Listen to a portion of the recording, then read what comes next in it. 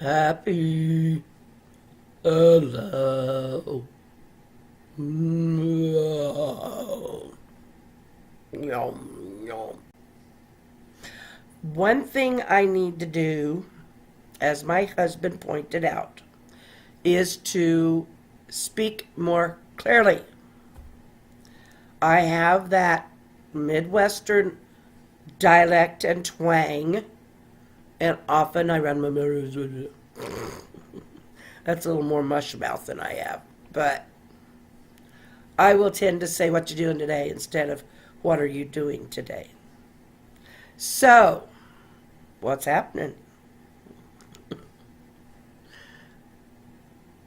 But news is I finished revising that chapter 11, and my last chapter, chapter 12, I'm about 2/3 of the way done with the rough of the chapter itself. Now, backtrack just a second. I finished this revision, and I've sent it back to the editor. And is that how I said it? I can't remember. I don't think so. Anyway, nice new haircut. It's much better for me, I can tell you that. Catch in a little bit with a poem.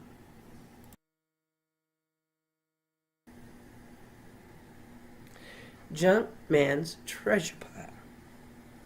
I've watched as the neighborhood junk collector builds his piles and sorts his wares.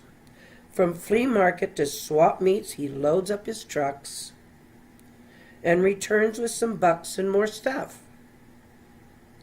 The old man keeps his time sorting his piles, building one heap behind his shop.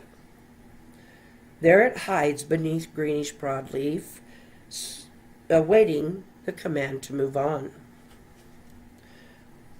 I strayed to the pile to fulfill curious cravings of knowing what lay in that heap. I'd wondered too long and knew he'd not mind, as we'd neighbored for so many years. Within the small mound was a treasure of beautiful contour and color. An old green wheelbarrow with red handle and iron wheels was propped on an old truck box. The truck's tool chest shone through, and a bicycle or two, and parts of an old A-frame swing. Along one side, some towers of tires with tread worn from many years' use. In a corner, alone, a prize indeed, stood an antique horse-drawn singleton plow. A wonderful world of odd shapes and pieces, aging as the matured man had done.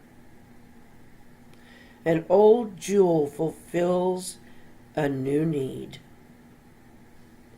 As the artist builds his sculpture, the collector of time loads for a swap and is off to find stories again. And I have another little story about that singleton plow. After he read that poem, he pulled that thing out. He built a little berm, a little rise. He put up some blocks he bought at the store, for some landscaping blocks. And he tiered them about 3 to 4 high, filled it with dirt, and on top he had painted that plow, and he displayed it in such a beautiful way. And it dressed up that corner, and it dressed up that, it made the yard. It made the yard. And it's funny how one little thing can just do that. Have a good day, the rest of this one. Love you guys.